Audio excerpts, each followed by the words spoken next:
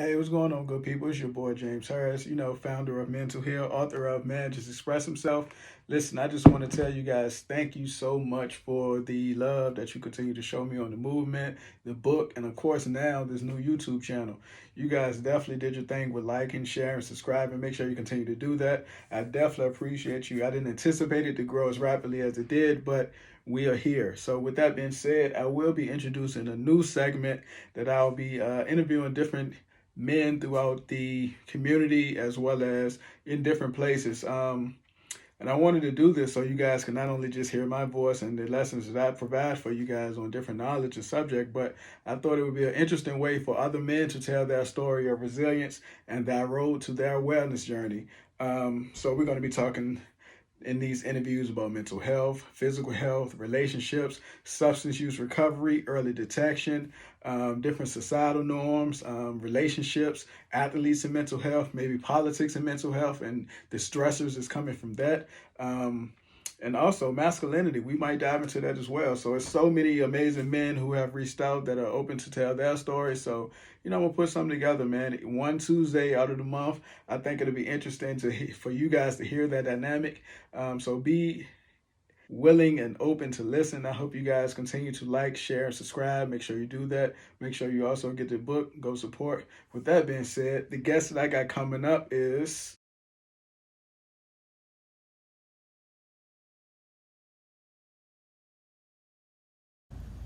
All right. My name is Raymond or I am originally from Nigeria. I I've been in the States since 2015. I am an engineer. First of all, I'm a father of one, a daughter. I am an engineer, and I am in the military too, Army Reserve, and that's basically it.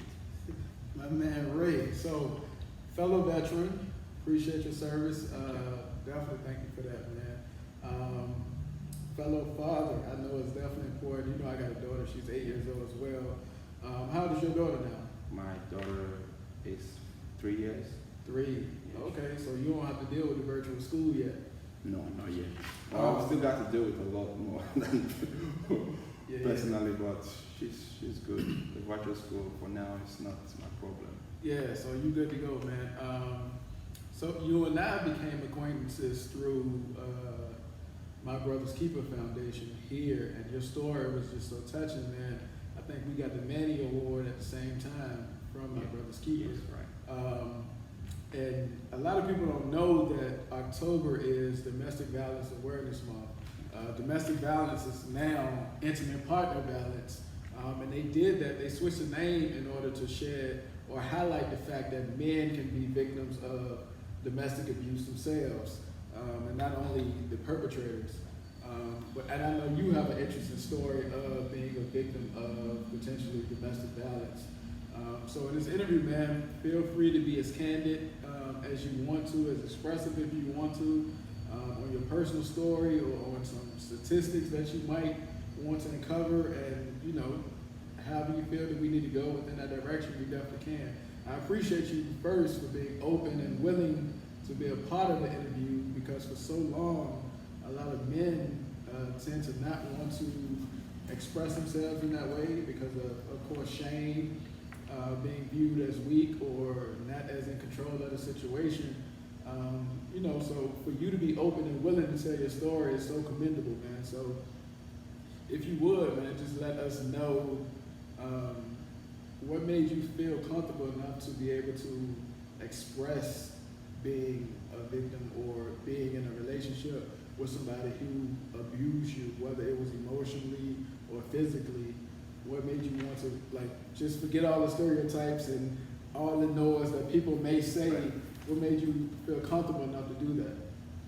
So, well, like you said, this is a very, very sensitive topic, and there's nothing to be ashamed of when it comes to expressing myself, So, well, I was in a very short-lived marriage. I I was married for 3 years. I was in the marriage for 1 year and like, well, let me say 1.5 years, and then I got divorced.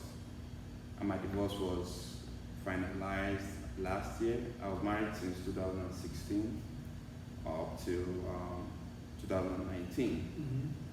So, anyways, it was there were a lot of things wrong with my marriage, especially the fact that I didn't get to know this person a whole lot. Blames on me because sometimes we think we're ready, and we might be ready, but over time I've learned a whole lot. I've grown a whole lot. I've realized that despite the fact that I know, but I've come to a better realization. The marriage or relationship requires not just you, but it requires two. And requiring two isn't necessarily you and someone, but that person has to be sync with you. That person has to be thinking in the same direction as you. So in my case, I think it wasn't equilibrium, it wasn't balanced. I felt I was matured enough to get into a relationship that would lead to marriage. I was quick to propose. I got into the marriage, and then I don't want to use the word all hell let loose, but I would say things went not as planned, especially when it came to emotional and verbal abuses. I wouldn't say physical. I came from a background where it was looked at as bad to hit a woman. Correct. And growing up, I built that character of not hitting a woman for any reason, but then that was taken advantage of on my side because, the person I was in the relationship with took advantage of that, would talk to me any kind of way, or, got me in a way I would have done things that would have not have me here today. But, I was able to overcome. I was able to, So draw a line. yeah, which is good, man. You were able to use your awareness and get up out that situation. Because a lot of people, especially men, aren't as fortunate enough to just leave based on that perception. Because if they leave, somebody will ask like, "Yo, why y'all break up?" Or Right. "What happened?" And then if you say, "Oh, she was abusive," you're gonna get that negative stereotypes, those negative things that society. I got that a lot. When I left, and everyone who asked, other than those who knew my story personally, those who were close to me, every other person would be like, "Bro, what did you do? Did you cheat? Did you, did you beat her? Did you do this? Did you do that?" The questions were on me. They came at me like with all those questions. I'm like, no. If you know me, you know that I use my physical energy for something better. And So earlier you said culturally and the way you were raised, you said it's not acceptable to touch a woman or whatever the case is. What about calling the police, like when she were attacking you, whether it's okay, because I know too that can have some type of connotation on it as well. So you see, don't get me wrong when I say culturally, because back in my country, there are men who beat their wives up. So, but in my household, my family, it wasn't something that was, acceptable. So, but then how we dealt with issues back home is way different from how people deal with issues here in the States. Like, uh, it's I wouldn't say it's rare, but it would take a whole lot for you to call the police on your family. So you see, even when things are really, really bad, even when you beat your wife or even when you ask her to leave, going to court are things that began to become, more prominent right now, but it wasn't something, usually it would be the family. When I mean the family, I mean the extended family. Would the elders, people who are more mature in the marriage, would call you guys together, maybe the father of the parents of the wife, or the parents of the husband, or a community thing, or relatives who have you guys' interest in mind, which one of the things I tell people is, when you get married to a man, or get married to a woman, you get married to their family. You don't just get married to one person. You get married to a whole people, because you keep the legacy going. Yeah. So you see, so when stuff happens, it's only when it becomes like a really serious issue, where I know I have seen lately where people brutalize their partner. It goes both with both the male or the female, or you have issue where there's a stab wound or gunshot or something, then the police gets involved. That is out of hand.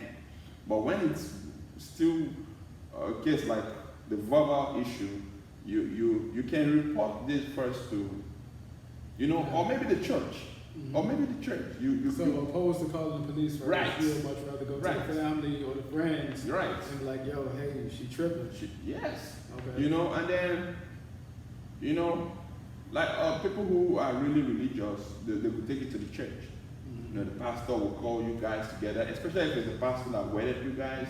Will call you guys together, sit you guys down, have a counseling, for you guys, or multiple counseling for you guys to resolve this issue. So is that something that you guys did? Were you guys able to do? Now you see, in my case, I know I brought that up as a suggestion because I was really, I am a very sensitive person. I can be complicated too. I am very conscious of myself. Mm-hmm. And when things were really going bad, to save my marriage, I suggested, because I don't want to be part of the statistics. I am always conscious of that statistics. No, you're not going to add my name to one off or part of.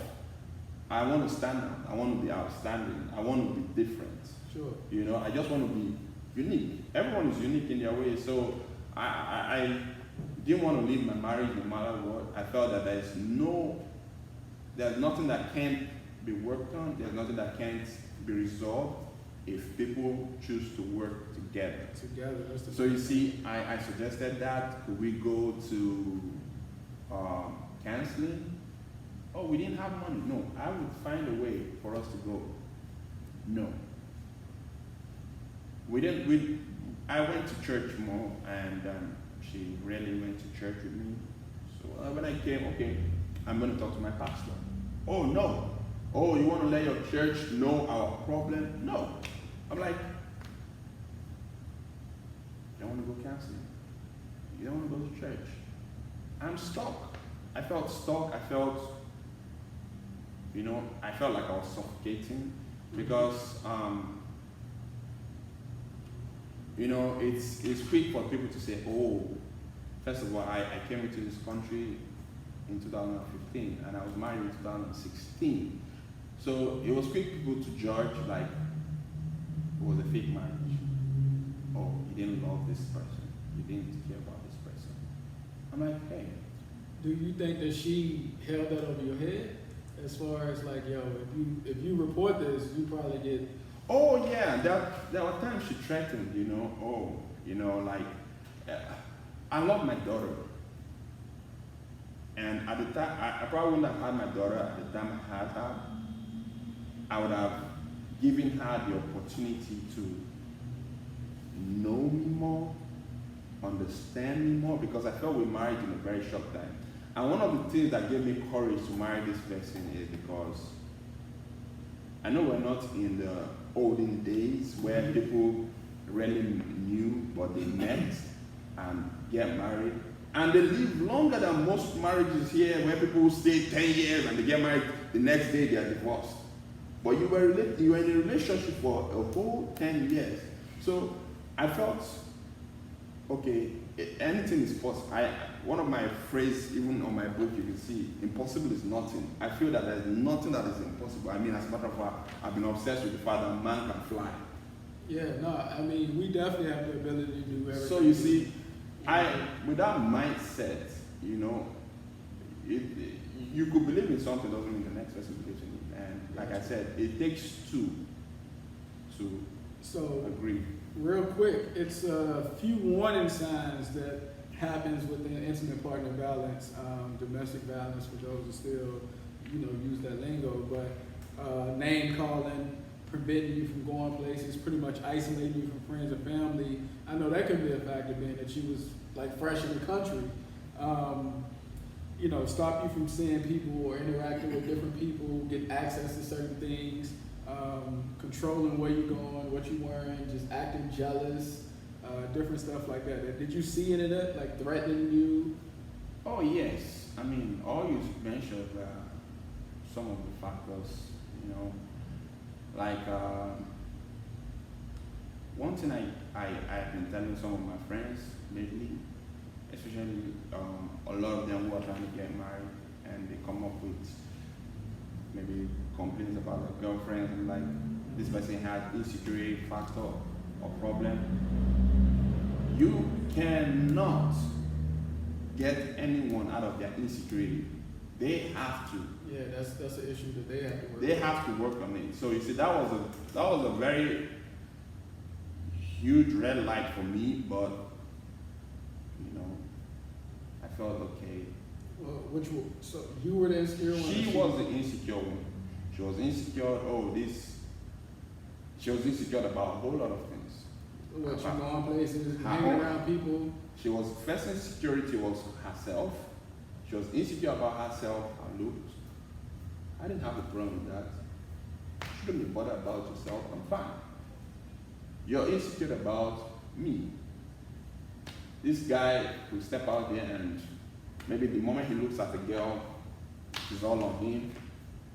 I tried to explain, no, that is not it was funny because, one thing I know I would have loved us to do, but we never did, was go to the beach. Oh, so you figured if you went to the beach, you would have seen somebody else? No, she would assume you looking at this other woman in the bathing suit. Example, you go to the grocery store and a fine lady walks by, and probably I wasn't looking at her, and she is the first person to see this person. She'll be like, what are you looking at? How? What? All those kind of gestures, or you go to a public outing and then all that becomes a problem. So how about go to the beach where you have millions of almost nude looking women? Mm-hmm. What will happen? Probably I'll get a gun in my head or something. So yeah. Speaking of that, from a statistical standpoint, 63% of males opposed to 15% of females had some type of deadly weapon against them in terms of domestic violence or intimate partner violence. Have you ever had a knife or a gun pointed towards you or objects thrown at you or something like that? So, okay, initially when we met, when we were into this marriage, I know there were times she would threaten, I'm like, are you serious? Like, are you really doing this? I'm like, the day you try this, I probably would lose it because I am opposed to touching. So keep your hands to yourself. She never really did that. All she did was that we went on, but as time went on, I know when she had anger issues too. You know, there are other things, other factors, underlying factors that she had to, but you know, she would throw things at the wall and you know, break the TV, break her phone, and all those kind of ugly stuff. But then, what drew the line for me the day I was gonna leave, and I left a month later because of an accident that happened, was she threw a flower vase at me. It brushed my head a little bit, but it missed my face or my eyes, and that was it. I was like, no, no, no, no. So I'm gonna leave. I don't care what it is. I don't. You know, at the time I lived at her house, so I was always threatened. Oh, you need to leave my house, or you know, and all those kind of good stuff. Even though I was the one who was taking care of the house, I was paying the bills. I was, you know. This was this pre-daughter or when she was pregnant? So it happened. You know, that's a very good question. It was a very good question because we're married in April. By July, she was pregnant. July, August, she was pregnant. And then the baby came in March of 17. So you see, I saw every phase of this craziness. I saw it before the pregnancy, I saw it during the pregnancy, and I saw it after the pregnancy. So, you know, when people say, oh, what happened? I mean, it could be post-traumatic depression, oh, PTSD, da da da da da. Everyone wants to give excuses for her. I saw her when she wasn't pregnant. I was pregnant with her, literally. I saw her during the pregnancy. And I saw her after the pregnancy. So you saying you was able to compare the different stages? Right. So you see, it wasn't changing. It felt like it was becoming worse. Especially when the child came, it felt like I'm locked in, which is something women should stop doing. Trying to lock guys in with a child. He would not stay if he doesn't want to stay. You don't try to hold people down. So it felt to me, she might say no, but it felt to me that she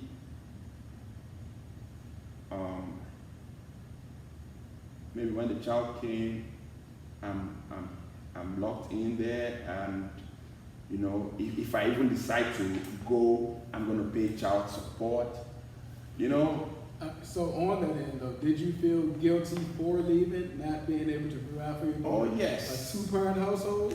So, I mean, I'm not opposed to having separate households if it's less drama, less, you know, because a child can be raised separately, right, and be raised healthy, right, opposed to being in together. A two-parent household and there's so much diversity, right, cantankerousness, right, arguments, and violence. Right. So I'm not opposed to that at all. But did you feel internal guilt? Guilt?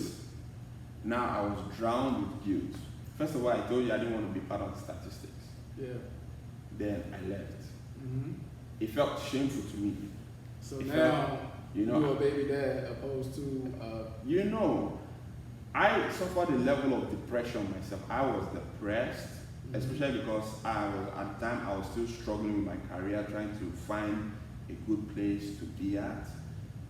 So everything seems to be, as a matter of fact, I left in August 2017.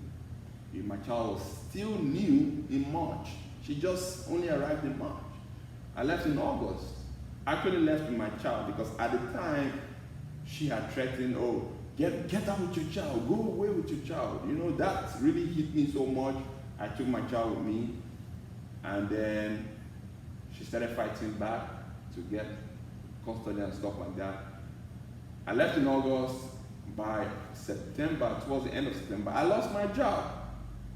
You know, it was really, really, really, really, really, really depressing. It took me up till 2018 or I would say 2019, January, February, to get off my depression. It was really, really bad. And I remember exchanging dialogue with you on the job placement piece, you know, like sending you different stuff, articles and referrals to different jobs. So I remember you going through that, a little bit of that. But as far as the depression, I don't remember you being as vocal about it, you know. Right. You know, depression is something a lot of people take for granted. One, some people claim to be depressed, but they really don't know what depression is, you know. So, you know, depression is a very deep, dark hole. That's my own description. And it doesn't just capture you, it comes slowly. It comes like a dream, and before you know, you are enveloped in this thing. So you see, I was first battled with guilt. I felt guilty, I felt bad, I felt like I failed myself, I felt like I failed my family, I felt like I failed my wife, I felt like I failed my child, I felt like I failed in life. I mean, I came all the way from England with a master's in engineering, and I wasn't able to get an engineering job, you know, and then I decided to start up a family, and then it seemed like I failed in that, at that too. So everything, you know, I now lost the one job that was sustaining me And your daughter. and my daughter, you know, and the family at the time. You know, I lost one thing I could be proud about. So, and then getting other jobs was hard. It was painful. It was terrible. It was just crazy. So I just kept holding on, and then the court cases. The court cases was back to back. So what court cases specifically? So Custody. So I didn't leave like, okay, go. Something made me leave. You know, I told you when she threw something at me, I felt like I thought I was gonna leave. Other than I was staying at her house, I was using her vehicle at the time to work, because I told her, stop working, you're pregnant, I want you to take care of yourself. You know, I'll take care of you. You know, baby came, she didn't want to get back to work. You know, it became a problem. So despite me taking care of almost everything, you tell me to leave your stuff. So anyways, I know what happened, how I left was bad in a way, because I would say I was forgiven. So the day I left, we had this quarrel. While it was a Sunday, I went to church and I came back, and she wanted to do her stuff. She was like, she's been with the baby all day, it's my turn, stuff like that. I was having my baby. Prior to that, we have had issues during the week, so we weren't even really talking. She went out, she got drunk, and then she came back, and then she had drinking issues too. And then we started having this, you know, banter for no reason. And then she tried to get a neighbor who is a mutual friend of both of us to come advise me with the fact, with the quote that I wanted a counselor. I'm like, if I want to get canceled, it's not by this guy. Yeah, you want the I know pastor or I know he's an older fellow, but I didn't think that was good enough. And then you were in a drunken state. No. So, cut the long story short, when the whole argument became so much, she threw something at me. I went into the room and was packing my stuff. Notwithstanding, she had a son. He was about 18 or 17 at the time. He towards my leaving, he began to change. But prior to that time, I used to have issues with him because he didn't have respect. He wasn't disciplined. So I've been very, very close to beating him up, but I had to hold myself. If your mom won't do it, I won't be the one to do it. So towards the period towards the end of this relationship or my staying together, he began to realize. So at that, on that day, while I was in, he comforted his mom, telling her why this person who isn't responding, who isn't acting out, who isn't doing this back to you, why do you keep doing this and stuff like that? And then all of a sudden, there was a quarrel between both of them, and in the process, she said, they said there was a push. One other person said there was no push, but she was on the ground with a broken knee. Only for me to come out of the house because I heard the siren. It was the police. So that was between her and her son. Her and the son. It would probably have been between both of us, but I was in the room. So the leg was literally bent forward. Her leg was broken. Baby was crying at one corner because it seemed like they were struggling, and they pushed baby to one corner. And then I was like, what's going on? And she was on the ground. I was like, I didn't even realize her leg was broken. I was like, what's going on? Who called the police? And why is there an ambulance? And then I saw her leg broken. You know, it was bad. They took her out, and the next few days, her mom was in the house threatening my life, telling me to leave, blah, blah, blah, blah, blah. I didn't leave, but I was making plans too. I had to buy my own car. I had to take I had to get myself situated before leaving. You know, I had my own property to live with, so I couldn't just walk out of the house irresponsibly. No. Mm-hmm. So I came back one day. They were threatening. Mom was threatening. While she was at the hospital, she was at the hospital for like a month. I barely visited because I was in pain. I felt like I needed an apology. No one was apologizing. I was still facing banter back home, you know.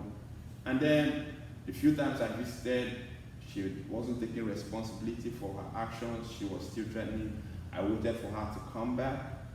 I was literally taking care of her wounds for some days. She had a surgery, and a whole huge part of her leg was cut open, you know. I was the one taking care of this wound while there was a nurse coming in. But you know, she wasn't taking responsibility, and every opportunity she had to say, can I curse? Had opportunity to say something bad, she would say, I'm like, I'm not living in this state. That was another thing I was depressed about, because she was in a very terrible state and she needed help, but she was too proud to me. She was too proud to just be calm. And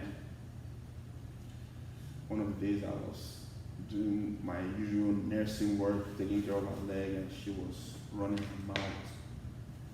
So with that whole issue, the police was involved.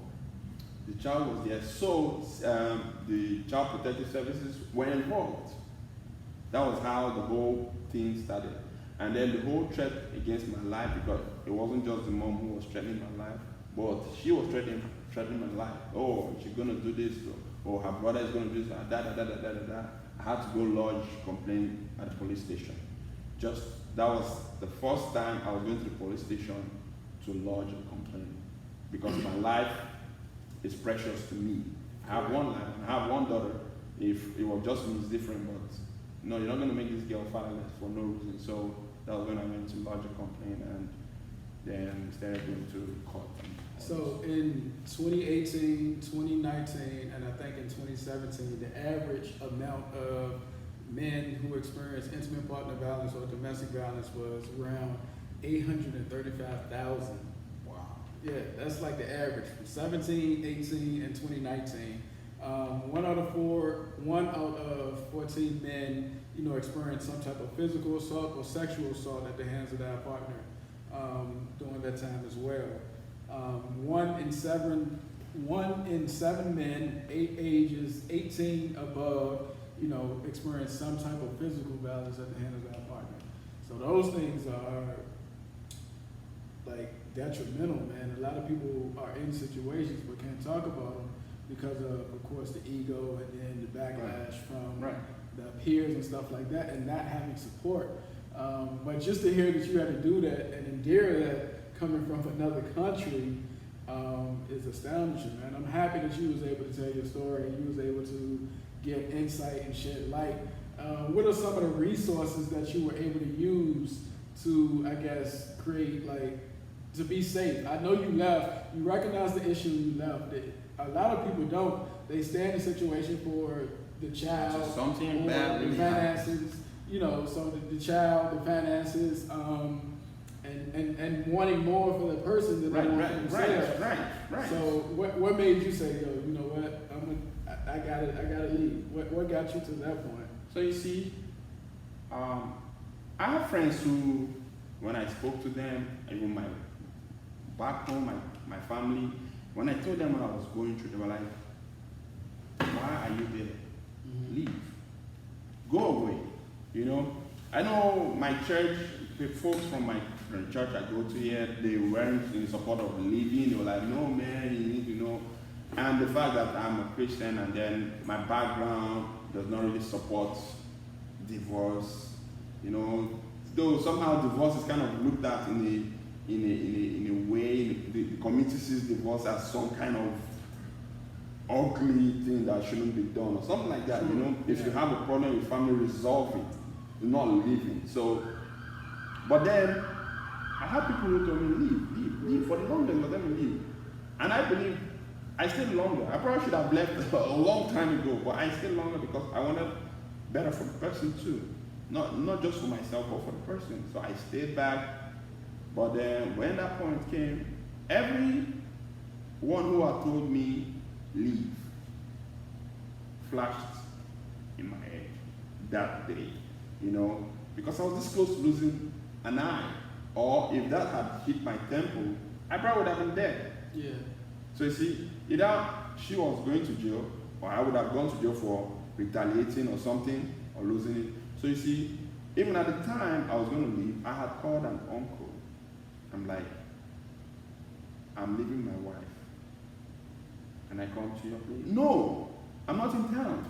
You have to stay back there. You have to sort your problem out. You know, that kind of thing. I'm like, this is beyond solving right now. I can't deal with someone who's acting this way. Because she was mad. She was drunk. She was mad. She was irrational at the time. I'm like, no. So I left because I heard, I listened to myself. I believe there's time for everything. There's time to stay and there's time to go. No, I got you, man. So you touched on a lot too. You touched on too being in that phase of depression. So hey, do me a favor, like, share, subscribe, hit that button. There's also a video on here with men and depression, so make sure you do that. But for anybody out there, male or female, who are in a domestic or intimate partner violence situation, definitely so many resources available. I'll put them at the end of this video, but you definitely want to create a safety plan. So leaving the abuser can be dangerous. Consider taking different precautions to ensure your safety as well as your child's safety. Call the domestic violence hotline for advice. Make a timeline of you being strategic and leaving so it wouldn't put them in a position to feel abandoned or alone and then take that rage out on you as well. Pack an emergency bag if you need to. Include items that you'll need, extra clothes, extra keys, money if you have it, finances. Leaving a bag in a safe place that that person wouldn't have access to, because if they discover that bag, they may potentially have some type of rage or anxiety around you trying to abandon them or leave them. That can intensify them attacking you. So, keep the important items, your papers, your documents in your case. Again, money if you have it, preferably like cash opposed to using a card, because they can cut the card off or they can track where you are based on your spending. So you definitely want to do that. If you have any medications, you definitely want to pack those as well. Keep different stuff in handy, man. If you do got the child with you, ensure that you pack the necessities for your child. Know that there's other people out there who are willing to assist you and help you. So don't feel like you have to go through these things alone. You can see help in different places. Of course, 911, call them for help or call the non-emergency number and then ask them for resources. Talk to somebody you trust. I know you was an advocate of talking to your pastor. You had called your uncle, different stuff like that. You was hoping that her family would advocate for you. I spoke to her mom too. Yeah. I called her mom several times, to talk to her, but nah. Yeah, so, you know, some people are fortunate enough to have neighbors. I guess she did try to implement the older gentleman, Right. his neighbor. So, you know, in some cases, those things are helpful, but it all depends on you and the resources. But if you are in need of more immediate or insightful information, there is a National Domestic Violence Hotline, and that number is 800-799-SAFE, 800-799-SAFE, 800-799-7233. That hotline is pretty much can give you interventions, give you different referrals, and also you can talk to a healthcare professional such as a doctor, a nurse, if you have sustained an injury, or talk to a therapist if you do want to process certain things. I know you experience depression. Like you said, she potentially had those anger management issues, which a therapist can assist her with that too, whether individual or group. So those things are definitely important. You know, we have to take care of our mental health. And if somebody has undiagnosed or unresolved issues, those things can intensify within a relationship. Definitely communication is important as well. And also contact your local courts in case you need to get some type of restraining order, Right. or, you know, the child custody or those type of arrangements. So those things are important. Domestic violence against men can have a devastating effect. It's not something that should be overlooked or brushed under the table based on ego, pride, and of course it's the stereotypes within society.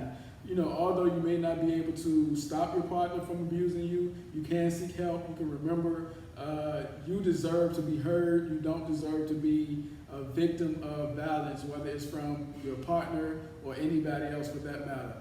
Ray, I appreciate you, man. Any last comments or tips you want to drop? You know, I mean, all I can say is you need to take care of yourself. You know, if the focus is men, you need to take care of yourself first before you take care of any other person.